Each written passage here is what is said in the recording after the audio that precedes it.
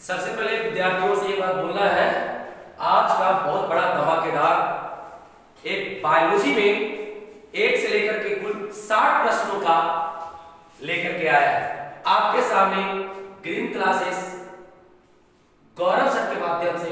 ये 1 से 60 प्रश्न बहुत इंपॉर्टेंट आपके एग्जाम के लिए लाया गया है। 2025 के बोर्ड एग्जाम में समझ लीजिए कि ये 60 प्रश्न में बहुत इंपॉर्टेंट है, जो हर एक प्रश्न आपके नजर से होकर गुजरने वाला और माइंड में रह जाएगा। तो धमाकेदार इस बात को याद रखना, एक प्रश्न को याद रखना, भूलना भी बिल्कुल भी नहीं है। चलिए आते हैं सबसे पहले प्रश्न के ऊपर में बात करते हैं। हम लोग सबसे पहला प्रश्न की बात करते हैं। यहाँ पे लिखा हुआ है डीएनए की द्विहेलिक यानी डबल हेलिक्स संरचना का प्रस्ताव किसने दिया? याद रखना बच्चों, डीएनए के द्विहेलिक संरचना का प्रस्ताव किसने दिया? तो इस बात को बिल्कुल ध्यान में रखना है। आंसर इसका वाटसन और क्रिक होगा, वाटसन और क्रिक होगा। माइंड में तो बसा लेना है जिसको कि डीएनए के डबल हेलिक्स का संरचना का जो दिया वो वैज्ञानिक का नाम है वाटसन और क्रिक, वाटसन और क्रिक, इसे भूलना बिल्कुल भी नहीं है। चलिए नेक्स्ट क्वेश्चन के प्रति चलते हैं लोग। नेक्स्ट क्वेश्चन, क्वेश्चन नंबर 2 की बात करते हैं विद्यार्थी। तो देखिए दूसरा नंबर में कहता है मेंडल ने अपने प्रयोग में कौन सा पौधा का उपयोग किया था? मेंडल ने अपने प्रयोग में कौन सा पौधा का प्रयोग किया था? ये बात याद रखना, मेंडल के द्वारा कौन सा पौधा का प्रयोग किया गया था? तो बच्चों याद रखना मटर, कभी कभी मटर के जगह पर गार्डन दे देता है, गार्डन दे देता है, गार्डन दे देता है जी। याद रखिएगा, गार्डन मटर दे देता है, गार्डन मटर दे देता है। तो भूलना बिल्कुल भी नहीं है, मटर बिल्कुल याद रखना है कि मेंडल ने अपने प्रयोग में कौन सा पौधा उपयोग किया था। तो इस बात को बिल्कुल ध्यान रखना है, मटर। चलिए नेक्स्ट प्रश्न की ओर चलते हैं हम लोग और उसमें देखना चाहते हैं क्या है। आते हैं प्रश्न नंबर 3 का। 3 में देखना बच्चों, 3 में मानव में लिंग निर्धारण किस प्रकार आधारित होता है? विद्यार्थी, मानव में लिंग निर्धारण किस प्रकार आधारित होता है? इस बात को बिल्कुल ध्यान में रखना कि मानव में लिंग निर्धारण किस प्रकार से आधारित होता है। तो बच्चों इसका आंसर X और Y क्रोमोसोम। बिल्कुल याद है, आप लोग को बिल्कुल याद होगा बॉस, X और Y क्रोमोसोम, X और Y क्रोमोसोम। मानव में लिंग निर्धारण की क्रिया करने के लिए X और Y गुणसूत्र होता है। इस बात को बिल्कुल ध्यान में रखना है जी। अगले प्रश्न की ओर जाते हैं, अगले प्रश्न की ओर जाते हैं। चौथा नंबर प्रश्न की बात किया जाएगा। चलिए चौथे प्रश्न की बात करते हैं। यहां चौथा नंबर प्रश्न कहता है माइटोकॉन्ड्रिया डीएनए का वंशानुक्रम किससे होता है? वंशानुक्रम किससे चालू होता है? पिता से होगा कि माता से होगा कि माता पिता दोनों से होगा कि नहीं माता से होगा और नहीं पिता से होगा? चलिए इसका प्रश्न का आंसर सटीक माता से होता है। याद रखना, माइटोकॉन्ड्रिया डीएनए का वंशानुक्रम किससे होता है बाबू? तो माता से होता है। इस बात को बिल्कुल ध्यान रखिएगा, किससे होगा? तो माता से होता है। याद रखना है चीज को। चलिए अगला नंबर प्रश्न की बात करते हैं विद्यार्थी। अगला नंबर प्रश्न की बात करते हैं। देखिए आपके सामने बहुत इंपॉर्टेंट प्रश्न है, ये कई बार पूछ चुका है प्रश्न। एबी रक्त समूह किस प्रकार का वंशानुक्रम प्रदर्शित करता है? किस प्रकार वंशानुक्रम प्रदर्शित करता है? बिल्कुल याद रखिएगा, इसमें सहचर अवस्थ, सहचर अवस्थ ये जो है आप बिल्कुल ध्यान रखें इस चीज को कि ये वाला प्रश्न, ये वाला प्रश्न, ये वाला प्रश्न बहुत इंपॉर्टेंट है आपके बीच में। ये आपके बोर्ड एग्जाम में बिल्कुल आएगा। एबी रक्त समूह किस प्रकार का वंशानुक्रम प्रदर्शित करता है? तो सहचर अवस्था। इस बात को याद रखना है। चलिए अगले नंबर प्रश्न की ओर चलते हैं। अगले नंबर प्रश्न की ओर, प्रश्न नंबर 6 में बात करते हैं। प्रश्न नंबर 6 की बात करते हैं। चलिए देखते हैं 6 नंबर का। बच्चों ये भी बहुत इंपॉर्टेंट प्रश्न है। क्रॉसिंग ओवर की घटना होती है, भाई किस अवस्था में होती है? हमको ये बताओ, क्रॉसिंग ओवर की घटना किस अवस्था में होती है? क्या प्रोफेज फर्स्ट में होता है, मेटाफेज फर्स्ट में होता है, एनाफेज सेकंड में होता है, टेलोफेज फर्स्ट में होता है? तो बच्चों इसे याद रखना, प्रोफेज फर्स्ट में होता है। किस में होता है? प्रोफेज फर्स्ट में होता है, इसे बिल्कुल याद रखना है। किस में होता है? प्रोफेज फर्स्ट में होता है। चलिए अगले प्रश्न की बात मैं करता हूं। 6 नंबर, एकदम धनाधन शेयर करना है, सब्सक्राइब करना है चैनल को और अपने दोस्तों के पास ये वीडियो को भेज देना, वायरल कर देना इस बात को। 7 नंबर प्रश्न की बात मैं करता हूं बच्चों, 7 नंबर प्रश्न की बात मैं करता हूं, बिल्कुल ध्यान रखिए इस चीज को। करेक्ट, ट्रांसक्रिप्शन किसका संश्लेषण करता है? ट्रांसक्रिप्शन किसका संश्लेषण करता है बच्चों? तो बिल्कुल ध्यान रखना है, ट्रांसक्रिप्शन करता है आरएनए का। ट्रांसक्रिप्शन किसका? आरएनए का करता है। ट्रांसक्रिप्शन किसका करता है बालक? आरएनए का करता है। बिल्कुल याद रखिएगा, आरएनए का करता है। किसका करता है जी? आरएनए का। तो ट्रांसक्रिप्शन किसका संश्लेषण कर रहा है? आरएनए का कर रहा है। इसको बिल्कुल ध्यान में रखना है। अगले पॉइंट की ओर चलते हैं हम लोग। अगले 8वें नंबर प्रश्न की बात मैं कर रहा हूं। 8वां नंबर प्रश्न क्या कह रहा है जी? देखिए, डीएनए फिंगरप्रिंटिंग में किसका उपयोग होता है? डीएनए फिंगरप्रिंटिंग में बालक बहुत इंपॉर्टेंट प्रश्न है जी। डीएनए फिंगरप्रिंटिंग में किसका उपयोग होता है? तो बच्चों याद रखना, डीएनए फिंगरप्रिंटिंग में डीएनए का होता है। किसका प्रयोग होता है जी? डीएनए का होता है। इस बात को बिल्कुल ध्यान में रखिएगा, डीएनए का होता है प्रयोग। किसका प्रयोग होता है? डीएनए का प्रयोग होता है। इसको याद रखना है। क्लियर? अगला नंबर 9 नंबर प्रश्न की बात मैं कर रहा हूं। 9 नंबर प्रश्न की बात कर रहा हूं। चलिए आइए देखते हैं इसमें। करेक्ट, जीनोम का क्या अर्थ है? जीनोम का क्या अर्थ होता है? तो बच्चों याद रखें, सभी जीन। जीनोम का मतलब होता है सभी जीन। इसे बिल्कुल याद रखिएगा इस चीज को, सभी जीन। अगले प्रश्न की बात मैं करता हूं। अगले प्रश्न की, प्रश्न नंबर 10। आइए देखते हैं 10 नंबर में क्या कहता है। यदि माता पिता में एक जीन के 2 अलग अलग एलील, एक जो है बता दिया गया कि माता पिता में एक जीन के 2 अलग अलग एलील हो तो उनकी संतान को क्या कहेंगे? तो बच्चों याद रखना, हेटेरोजाइगस कहा जाता है जब अलग अलग होता है। और यदि होमोजाइगस की बात ही आता तो यहां पर अलग नहीं, बिल्कुल समान होता। लेकिन हेटेरोजाइगस में अलग अलग होता है, इसलिए इस प्रश्न का आंसर हेटेरोजाइगस होगा। चलिए नेक्स्ट 11 नंबर प्रश्न की बात मैं करता हूं। 11 नंबर प्रश्न की बात करता हूं। देखिए 11 नंबर में करा, जेनेटिक कोड कितने बेस पेयर से बनता है?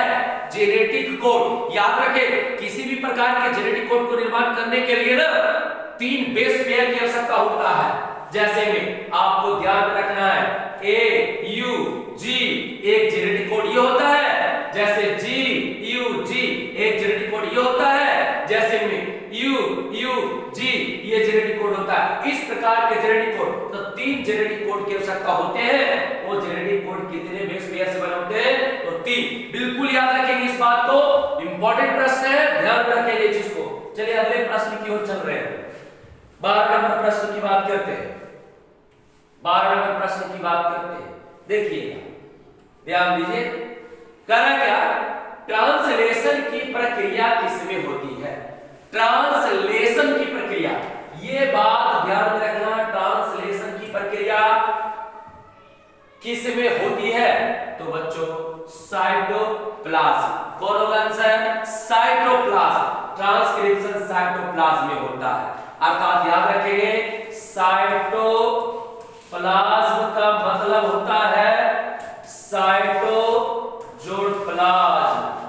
साइटो का मतलब सेल और प्लाज्म का मतलब होता है बच्चों, प्लाज्म का मतलब होता है 4th स्टेट ऑफ मैटर, यानी पदार्थ की 4थी अवस्था जो कोशिका में है, वो है कोशिका में। तो ट्रांसलेशन की प्रक्रिया चालू होता है साइटोप्लाज्म। किसमें होता है? मजे में इस बात को ध्यान में रखना है और जाकर के एग्जाम में डिकॉर्ड करके चलाना है, समझा? एकदम बहुत इंपॉर्टेंट प्रश्न है, इस बात को ध्यान रखना। चलिए अब 13 नंबर प्रश्न की बात मैं करता हूं। 13 नंबर प्रश्न की बात करता हूं। आइए 13 नंबर प्रश्न में क्या कहता है? लैग ऑपरेंड का मुख्य कार्य, लैग ऑपरेंड का मुख्य कार्य क्या होता है? लैग ऑपरेंड का मुख्य कार्य क्या होता है? देखिए लैग ऑपरेंड का मुख्य कार्य होता है लैक्टोज का उपयोग। क्या होता है बच्चों? लैक्टोज का। इस प्रश्न का आंसर ये होगा लैक्टोज का उपयोग। इसे बिल्कुल ध्यान में रखें, इसका क्या है? लैक्टोज का उपयोग। लैक्टोज का उपयोग किसमें? लैग ऑपरेंड में किया जाता है, तो बिल्कुल इसको ध्यान में रखना है जी। अगले प्रश्न 14 नंबर की बात मैं करता हूं। 14 नंबर प्रश्न की बात मैं करता हूं, ध्यान रखिए। देखते हैं 14 क्या है। अपवर्तन है ना, म्यूटेशन, अपवर्तन, इसे उत्परिवर्तन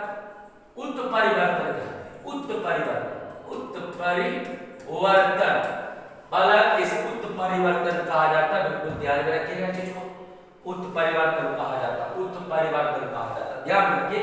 उत्परिवर्तन म्यूटेशन का कारण है, उत्परिवर्तन का कारण इसमें कौन होगा?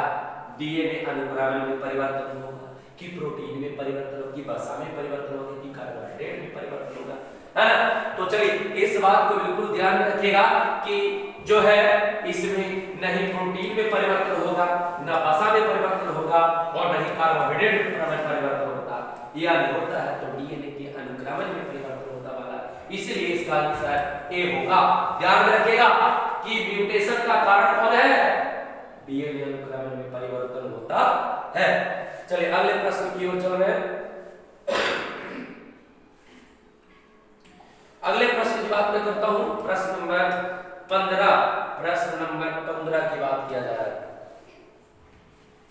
चलिए देखिएगा, मानव में हेमोफीलिया एक कैसा रोग है? हेमोफीलिया, मानव में हेमोफीलिया कैसा है, किस प्रकार का रोग है?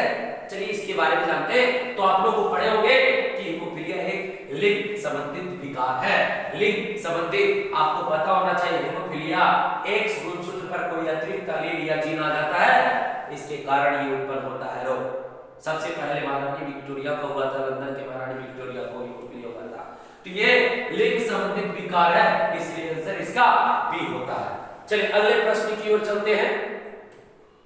अगले प्रश्न की ओर चलते हैं, प्रश्न नंबर 16 की बात करते हैं। आइए इसमें क्या बताता है? इसमें बता रहा है डीएनए की संरचना का पता किसने लगाया? डीएनए की संरचना भाई याद रखना, बहुत इंपॉर्टेंट है, ऑब्जेक्टिव प्रश्न, वैज्ञानिक का नाम है। डीएनए की संरचना का पता किसने लगाया भाई? तो बैटसन और क्रिक, वैटसन और क्रिक ने लगाया था। बैटसन और क्रिक, इस बात को ध्यान में रखिएगा कि बैटसन और क्रिक ने लगाया था, इस बात को ध्यान में रखना है। चलिए अगले प्रश्न की ओर चलते हैं। अगले प्रश्न की ओर, अगले प्रश्न 17 नंबर की बात मैं करता हूं। देखिएगा 17 में आरएनए एक कौन सा प्रकार प्रोटीन संश्लेषण में मदद करता है? आरएनए का कौन सा प्रकार? आरएनए का, आरएनए तो 3 होता है, एमआरएनए, टीआरएनए, आरएनए। एरा में कौन है जो प्रोटीन संश्लेषण में मदद करता है? कौन है जो प्रोटीन को संश्लेषण करने में मदद करता है? इस बात को बिल्कुल ध्यान में रखना है। तो बच्चों इसका जो है आंसर बिल्कुल ध्यान में रखना, प्रोटीन संश्लेषण में मदद करता है। तो प्रोटीन संश्लेषण की क्रिया करने के लिए सभी हो जाएगा, एमआरएनए, टीआरएनए, आरएनए सभी हो जाएगा। समझे बात को? नहीं, इसका आंसर जो है आप सी याद रखिएगा, आरएनए होता है, आरएनए होता है, इस बात को बिल्कुल ध्यान में रखिएगा इसको, ठीक है। अब आते हैं अगले नंबर प्रश्न की बात करते हैं। 18 नंबर प्रश्न, 18 नंबर प्रश्न की बात किया जा रहा है। बिल्कुल विद्यार्थी जी इस चैनल को सब्सक्राइब कीजिए और अपने दोस्तों के पास इस वीडियो को भेजिए, सभी को फायदा होना चाहिए, क्योंकि ये बोर्ड एग्जाम में आ जाएगा प्रश्न, ध्यान रखिए ये बात को। देखते हैं 18 नंबर प्रश्न में क्या करता है। मेंडल का बंधुगणन सिद्धांत किस प्रकार आधारित है, यानी किस पर आधारित है, किस पर आधारित है, इसमें से किस पर आधारित है, मेटल का परस्परम जो है वो कोश का विभाजन पर है, कि जीन के पृथकता पर है, कि सी क्रोमोसोम पर है, कि डी जो है प्रोटीन पर है, किस पर है, इस बात को बिल्कुल ध्यान में रखिएगा। चलिए बात कर रहे थे किस पर, तो बच्चों इसका आंसर जीन के पृथक्करण पर होता है। मेंडल का वंशानुक्रम सिद्धांत किस पर है बाबू, तो जीन के पृथक्करण पर होता है, बिल्कुल ध्यान में रखिएगा। मेंडल का वंशानुक्रम सिद्धांत किस पर आधारित है, तो जीन के पृथक्करण पर अवस्थित है, इस बात को ध्यान में रखना। चलिए अगले पॉइंट की बात करता हूं, 19 नंबर पॉइंट की बात करते हैं, 19 नंबर पॉइंट की बात करते हैं। देखिए ध्यान दीजिएगा इस चीज को, डीएनए फिंगरप्रिंटिंग का उपयोग मुख्यतः किसमें होता है, डीएनए फिंगरप्रिंटिंग का उपयोग किसमें होता है। चलिए ऑप्शन को देखते हैं, क्या लैक्टोज उपयोग, नहीं भाई इसमें नहीं होगा, माइटोकॉन्ड्रिया नहीं भाई इसमें भी नहीं होता, दवाओं का विकास नहीं भाई इसमें भी डीएनए फिंगरप्रिंटिंग का उपयोग नहीं होता, तो कहां होता है, फोरेंसिक पहचान में होता, इसलिए आंसर इसका ये होगा, डीएनए फिंगरप्रिंटिंग का उपयोग मुख्यतः किसमें होता है, तो फोरेंसिक पहचान में होता है, ये बात बिल्कुल ध्यान में रखना है चीज को, ठीक है। अब अगले प्रश्न की बात मैं करता हूं, प्रश्न नंबर 20, प्रश्न नंबर 20 देखिए बात 20 नंबर में कहता है, मानव शरीर में कितने जोड़े क्रोमोसोम होते हैं, मानव शरीर में कितने जोड़े जोड़े बोल रहा है, इस बात को ध्यान रखना है, जोड़े बोल रहा है, बिना जोड़ा बोलता तो 46 होता, पर जोड़ा बोल रहा है इसका आंसर 23 होता है, इस बात को बिल्कुल ध्यान में रखिएगा, 23 जोड़ा होता है। चलिए अगले प्रश्न की ओर चलते हैं, 21वें नंबर प्रश्न, इसे याद रखना है विद्यार्थी, मोनोहाइब्रिड क्रॉस का अनुपात होता है, इसमें मोनोहाइब्रिड क्रॉस का कौन अनुपात है भाई, तो मोनोहाइब्रिड क्रॉस का अनुपात, मोनोहाइब्रिड क्रॉस का अनुपात आपका 1:2:1 होता है और 3:1 होता है, यानी दोनों होता है, इसमें कोई निश्चय नहीं कर पाया कि फिनोटाइपिक है, अर्थात ये बात बिल्कुल ध्यान में रखेंगे, जीनोटाइपिक और फिनोटाइपिक, इसको याद रखिएगा, ठीक है।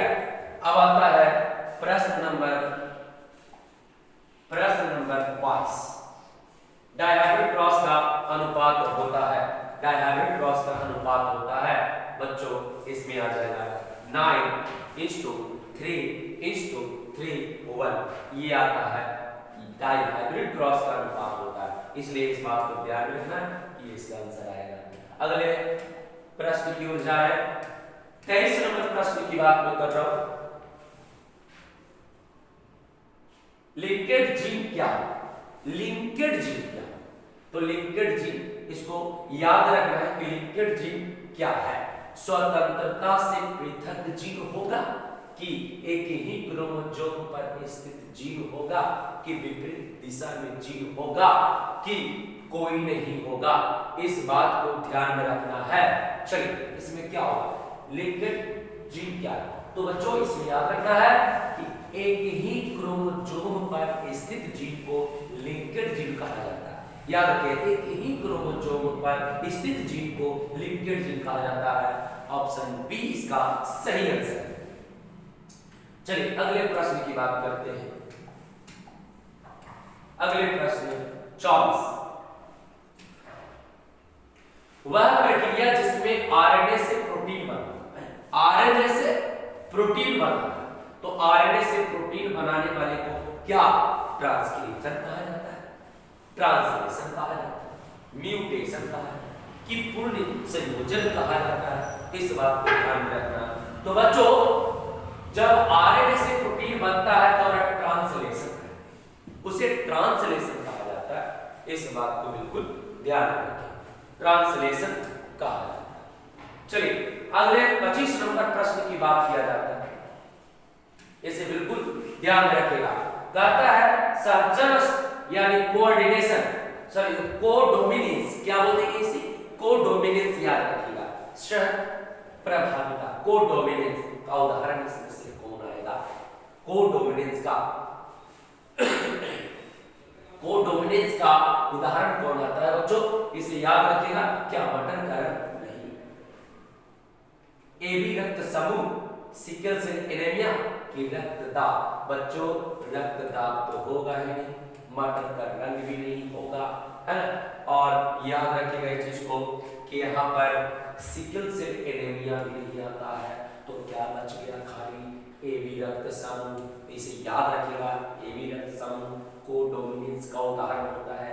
एबी रक्त समूह, एबी रक्त समूह ये याद रखना है, एबी रक्त समूह, इसे बिल्कुल ध्यान में रखना है। चलिए अगले प्रश्न की ओर चलते हैं, 26 नंबर प्रश्न की बात करते हैं।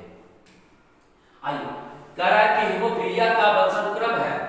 हीमोफीलिया का वंशानुक्रम, हीमोफीलिया अभी अभी पढ़े थे ऊपर में, प्रश्न कुछ और था, यहाँ प्रश्न कुछ और है, लेकिन हीमोफीलिया से रिलेटेड है। तो कहा कि वंशानुक्रम किससे है? ऑटोसोमल से है कि लिंग संबंधित से है कि माइटोकॉन्ड्रिया की सभी? क्या होगा इसका आंसर? तो लिंग संबंधित। कौन हो जाएगा? लिंग संबंधित। कौन हो जाएगा? लिंग संबंधित। बिल्कुल याद रखिएगा, लिंग संबंधित कौन हो जाएगा? लिंग संबंधित। तो ये आपका आंसर हो जाएगा, यानी 26 का बी आंसर होगा लिंग संबंधित। इसको क्लियर कर लेना है। चलिए अगले प्रश्न की ओर चल रहे हैं, यानी प्रश्न नंबर 27 की बात किया जाता है। अर्थात यहां पर लैक ऑपरेंट का मुख्य कार्य क्या है? लैक ऑपरेंट का मुख्य कार्य क्या है? क्या डीएनए संश्लेषण? नहीं भाई, ये तो नहीं होगा। क्या प्रोटीन संश्लेषण होगा? ये भी नहीं होगा। कोशिका विभाजन? ये भी नहीं होगा। तो एक लास्ट ऑप्शन बचता है, लैक्टोज उपयोग। लैक ऑपरेंट का मुख्य कार्य क्या है? लैक्टोज उपयोग। ये बात बिल्कुल ध्यान में रखिएगा। तो इसका आंसर आपका बी होने वाला है, 27 का बी। चलिए अगला प्रश्न की बात करते हैं, प्रश्न नंबर 28 की बात किया जाए। देखिएगा, क्रॉसिंग ओवर की घटना किस चरण में होती है? क्रॉसिंग ओवर की घटना अभी अभी पढ़े थे प्रश्न को, याद रखना। क्रॉसिंग ओवर की घटना प्रोफेज फर्स्ट। क्रॉसिंग ओवर की घटना किस चरण में होता है? Prophase first.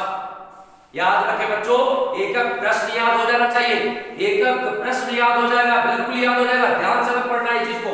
क्रॉसिंग ओवर की घटना किस चरण में होता है? तो प्रोफेज फर्स्ट में। इसे बिल्कुल ध्यान में रखना है। अगले प्रश्न की बात मैं करता हूं। अगले प्रश्न यहां पर उत्परिवर्तन, उत्परिवर्तन म्यूटेशन का मतलब उत्परिवर्तन या अपरिवर्तन भी कहा जाता है, यानी इसका किसका कारण बनता है भाई? तो इसको बिल्कुल याद रखना है। क्या डीएनए अनुक्रमण का परिवर्तन होगा, कि प्रोटीन संश्लेषण में गलती होगा, कि ऑटोसोमल क्रॉसिंग में होगा, कि कोशिका विभाजन में होगा? बच्चों कोशिका विभाजन तो नहीं हो सकता, ऑटोसोमल क्रोमोसोमिक क्रॉसिंग भी नहीं होगा आपका, और प्रोटीन संश्लेषण में भी गलतियां नहीं हो सकता। तो इसका सही आंसर कौन होगा? डीएनए अनुक्रमण का परिवर्तन, यानी आंसर ए होगा। इस प्रश्न का आंसर ये होता है, इस बात को बिल्कुल ध्यान रखना। चलिए प्रश्न नंबर 30 की बात करते हैं। जेनेटिक इंजीनियरिंग का उद्देश्य, जेनेटिक इंजीनियरिंग का उद्देश्य, इसमें जेनेटिक इंजीनियरिंग का उद्देश्य क्या है? आनुवंशिकी सुधार, म्यूटेशन रोकना, कोशिका विभाजन या नई प्रजातियों का बनना, इनमें से क्या होगा? तो बच्चों एक बार फिर से ऑप्शन को छांटना है। पहले जेनेटिक इंजीनियरिंग का उद्देश्य एक ही है, क्या नई प्रजातियों का बनना? जेनेटिक इंजीनियरिंग का ये काम नहीं होता है। कोशिका विभाजन करना जेनेटिक इंजीनियरिंग का काम है? नहीं, ये भी नहीं है। क्या म्यूटेशन रोकना? ये भी काम जेनेटिक इंजीनियरिंग आनुवंशिक तकनीक का नहीं है। तो क्या है भाई? आनुवंशिक सुधार करना, ये आपका जेनेटिक इंजीनियरिंग का उद्देश्य होता है। इसलिए इस प्रश्न का आंसर ए होता है, यानी 30 का ए आंसर याद रखना है। चलिए अगले प्रश्न की ओर चलते हैं, प्रश्न नंबर 31 की बात करते हैं। प्रश्न नंबर 31 की बात करते हैं। पॉलीजेनिक इनहेरिटेंस का उदाहरण है।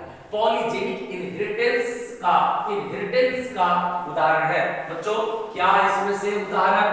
रक्त समूह होगा, कि त्वचा का रंग होगा, कि लिंग निर्धारण होगा, कि माइटोकॉन्ड्रिया का वंशानुक्रम होगा, इनमें से कौन होगा? चलिए इसका आंसर बिल्कुल ध्यान में रखना है। रक्त समूह तो होगा नहीं, क्योंकि पॉलीजेनिक हेरिटेज का उदाहरण ये आता नहीं है ना। त्वचाकरण ये होगा, लिंग निर्धारण नहीं, और माइटोकॉन्ड्रिया का वंशक्रम भी नहीं होगा।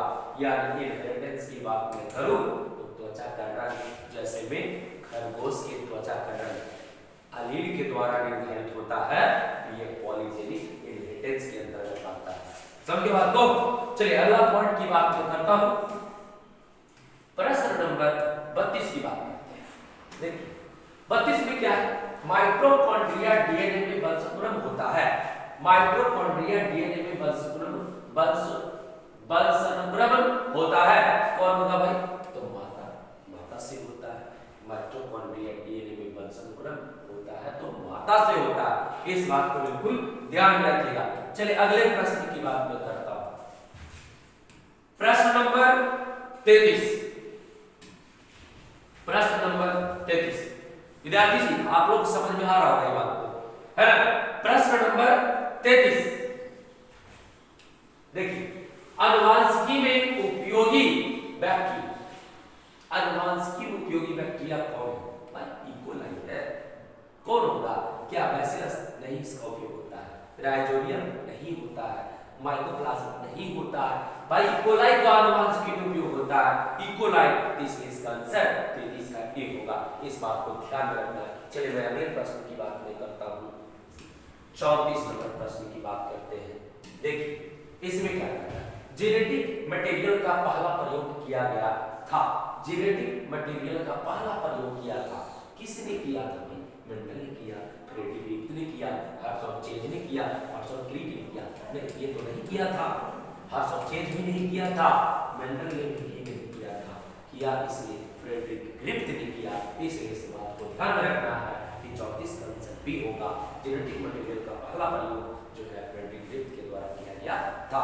चलिए अगले प्रश्न की ओर चलते हैं और ध्यान में रखना है कि याद करके चलना है, क्लियर करके चलना है, क्लियर करके चलना है। चलिए प्रश्न नंबर 35 की बात करते हैं बच्चों। 35 की बात कर रहे हैं तो याद रखना है कि डीएनए प्रतिकृति यानी रिप्लिकेशन का तरीका है, मतलब किसके द्वारा होता है? रूढ़िवादी के द्वारा कि अर्ध रूढ़िवादी के द्वारा कि स्वतंत्र के द्वारा कि जटिल के द्वारा? चलिए 35 नंबर प्रश्न को बिल्कुल ध्यान में रखना है चीज को कि इसका जो आंसर होगा नहीं रूढ़िवादी होगा, नहीं स्वतंत्र होगा, नहीं जटिल होगा, तब होगा आंसर इसका अर्ध रूढ़िवादी। अर्ध रूढ़िवादी होता है, इसको याद रखना है। डीएनए प्रतिकृति मतलब रिप्लिकेशन की बात किया तो रिप्लिकेशन अर्ध रूढ़िवादी के द्वारा होता है। इस प्रश्न को याद रखिए, है ना। इस प्रश्न को बिल्कुल याद रखिए। इस प्रश्न को बिल्कुल याद रखें। चलिए 36 नंबर प्रश्न की बात करें।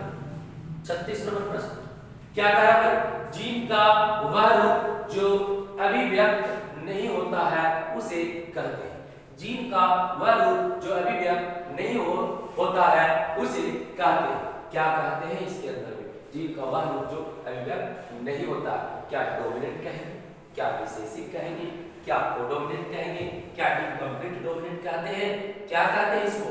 बिल्कुल याद रखिएगा, है ना। क्या कहते हैं इसे? बिल्कुल याद रखिएगा। इसमें रिसेसिव जिसे अप्रभुत्वशील कहते हैं या अपूर्ण प्रभाविता भी कहते हैं। इसे अपूर्ण प्रभाविता, रिसेसिव, अपूर्ण प्रभाविता, रिसेसिव के नाम से जानते हैं, रिसेसिव कैरेक्टर। तो जीन का वह रूप जो अभिव्यक्त नहीं होता उसे कहते हैं रिसेसिव। याद रखना, रिसेसिव बी आंसर होगा इसका। चलिए मैं प्रश्न नंबर बात कर रहा हूं यहाँ पे 37 नंबर प्रश्न की बात कर रहे हैं। 37 नंबर प्रश्न की बात किया जा रहा है ना। 37 नंबर प्रश्न की बात किया जा रहा है। क्या है? फ्रेडरिक मीजर, है ना। मीजर दिया, फ्रेडरिक मेसर, फ्रेडरिक मेसर। क्या होगा बच्चों? Friedrich Miescher, measure.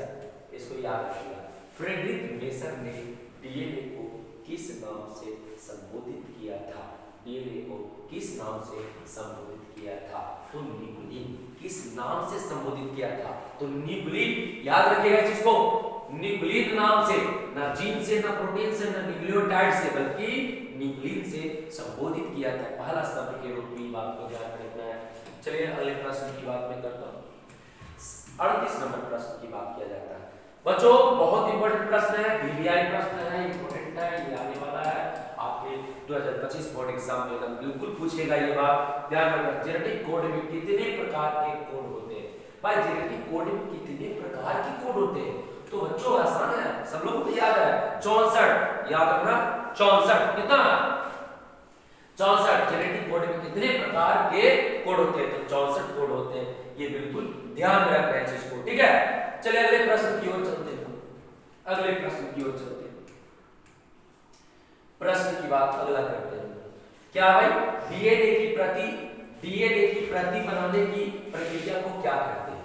डीएनए की प्रति बनाने की प्रक्रिया को क्या कहते हैं? डीएनए के प्रति बनाने की प्रक्रिया को क्या कहते हैं? डीएनए के प्रति बनाने की प्रक्रिया को क्या कहते हैं? बोलो भाई। ट्रांसक्रिप्शन कहते हैं, ट्रांसलेशन कहते हैं, कि रिप्लिकेशन कहते हैं, कि म्यूटेशन कहते हैं। इस बात को बिल्कुल ध्यान में रखो कि क्या कहते हैं। बच्चों इसमें याद रखना डीएनए की प्रति बनाने की, मतलब प्रति का मतलब इसका फोटो कॉपी बनाना। क्या बनाना? फोटो कॉपी बनाना है, तो रिप्लिकेशन के माध्यम से बनाता है। इसको याद रखना, रिप्लिकेशन के माध्यम से बनाता है। तो इसका याद रखना आंसर कि प्रतिकृति होगा, या डीएनए की प्रति बनाने वाले प्रक्रिया को क्या कहते हैं? प्रतिकृति कहते हैं, रिप्लिकेशन कहते हैं। चलिए अगले प्रश्न की ओर चलते हैं। अगला प्रश्न क्या कहता है बच्चों? 40 नंबर की बात मैं करूंगा। 40 में क्या? मेंडल का द्वितीय नियम क्या है? मेंडल का क्या प्रभुत्व का नियम है, कि पृथक्करण का नियम है, कि स्वतंत्र वर्गीकरण का नियम है, कि आपका जो है सर्जन अवस्था का नियम है? इस बात को बिल्कुल ध्यान में रखना है ना इसका। तो आप लोग सबको मालूम है कि मेंडल के द्वितीय नियम जो होता है वो आपका स्वतंत्र वर्गीकरण का नियम है, स्वतंत्र वर्गीकरण का नियम है। विद्यार्थी से इस बात को ध्यान में रखिएगा, स्वतंत्र वर्गीकरण का नियम होता है। तो मेंडल का द्वितीय नियम क्या है? स्वतंत्र वर्गीकरण का नियम कहलाता है। चलिए इसी प्रकार से अगले प्रश्न को लेकर के चलते हैं। 41 नंबर, इसे याद रखिएगा। ट्रांसलेशन किस स्थान पर होता है? ट्रांसलेशन किस स्थान पर होता है? याद रखिएगा, ट्रांसलेशन किस स्थान पर होता है? तो साइटोप्लाज्म में। ये प्रश्न ऊपर भी आ चुका है कि आपका ट्रांसलेशन किस स्थान पर होता है? तो साइटोप्लाज्म में होता है। इसको क्लियर कर लीजिएगा, साइटोप्लाज्म में होता है। चलिए अगले प्रश्न की बात करते हैं। प्रश्न नंबर 42 की बात करते हैं।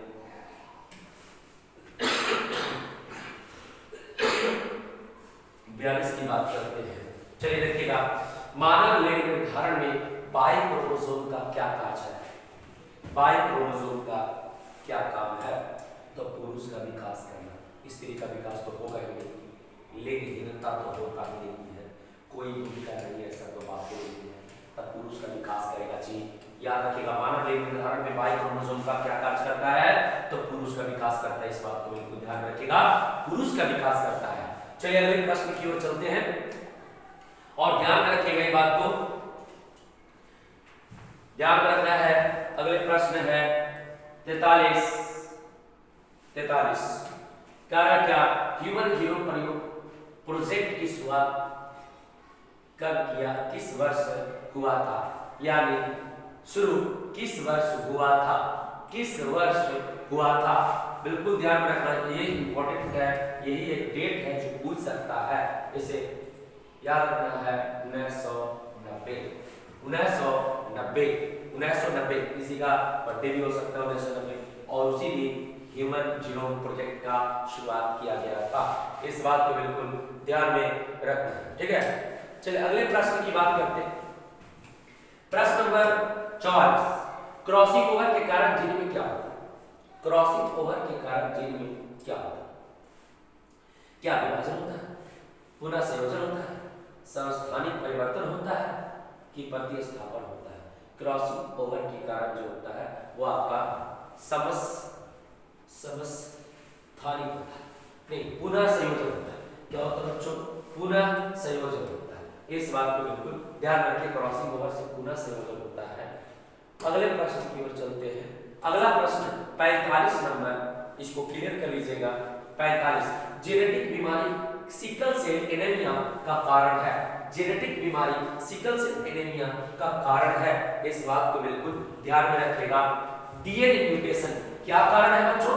डीएनए म्यूटेशन, इसको याद रखना है, डीएनए म्यूटेशन होता है। चलिए अगले प्रश्न की बात मैं करता हूं, 46 नंबर प्रश्न की बात मैं करता हूं।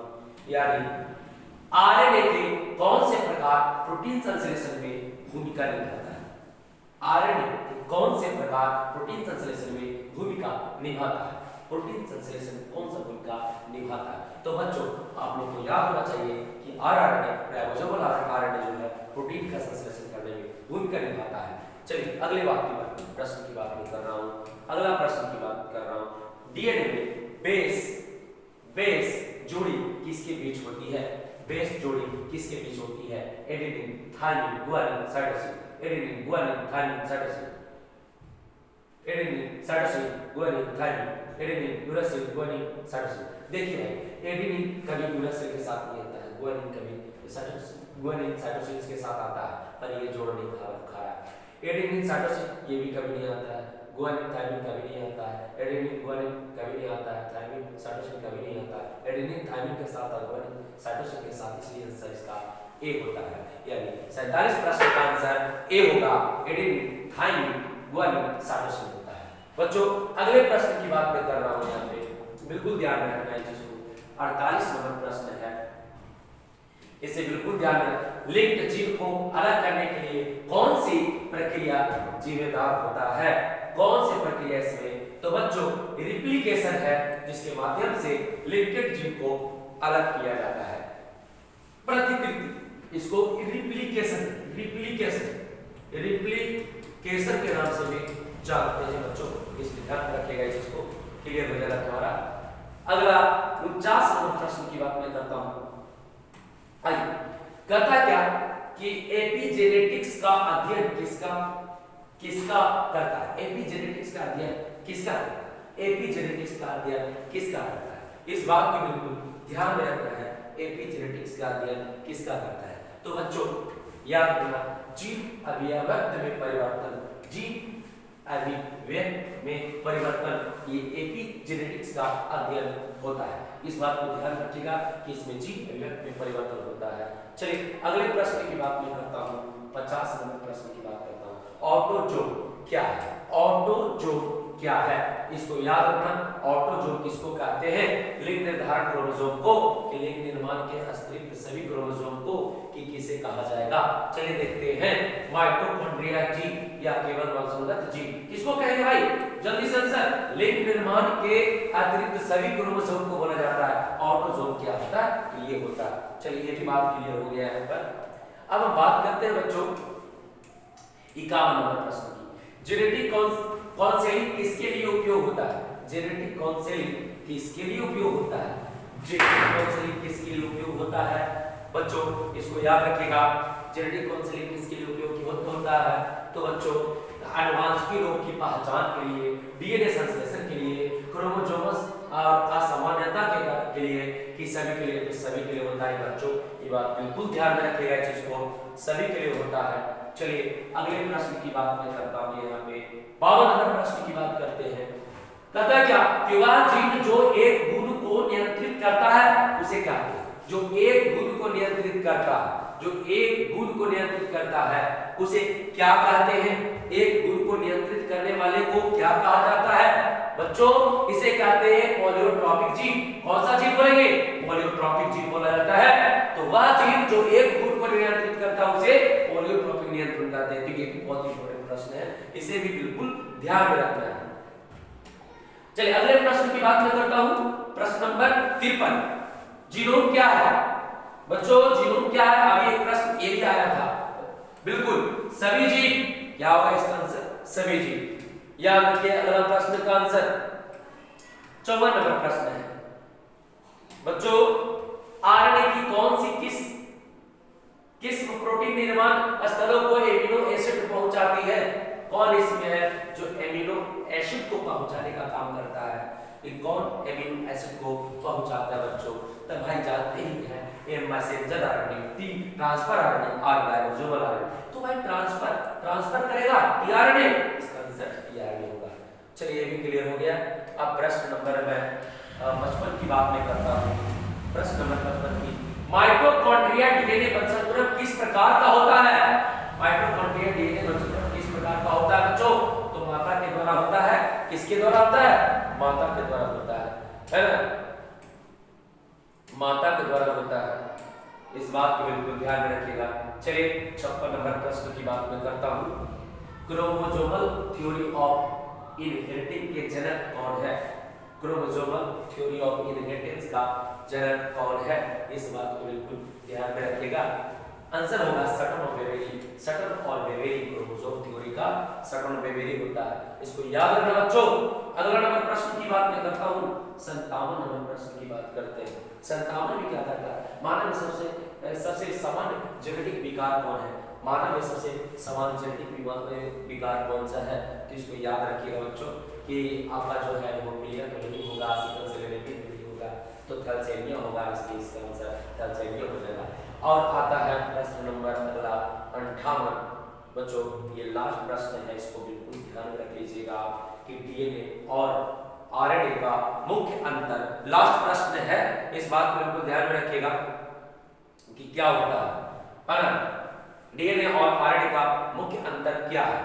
इस बात को बिल्कुल ध्यान में रखिएगा। क्या है भाई? तो इसका आंसर जो होता है डीएनए का आरएनए का मुख्य अंतर ये है कि शर्करा का प्रकार, शर्करा का प्रकार की बेस का प्रकार की स्टैंड का प्रकार की सभी क्या, तो शर्करा का प्रकार होता है। इस बात को बिल्कुल ध्यान में रखिएगा। शर्करा का प्रकार, किसका प्रकार? शर्करा का प्रकार होता है बच्चों। ये टोटल। चलिए आप लोग को आज मैंने 1 से 60 तक के प्रश्न की बात मैंने बायोलॉजी में किया है। मैं प्रतिदिन इसी प्रकार से वीडियो बुलाते रहूंगा आप लोग के लिए, और 2025 बोर्ड एग्जाम के लिए एकदम बुलेट एकदम क्वेश्चन को आप लोग के सामने पेश करते रहेंगे, बायोलॉजी केमिस्ट्री दोनों पेपर के लिए। चलिए अगले में केमिस्ट्री के पेपर को लेकर के आएंगे आप लोग के सामने में इसी प्रकार से 1 से 60 प्रश्नों के लिए धमाकेदार एकदम ऑब्जेक्टिव प्रश्न होगा।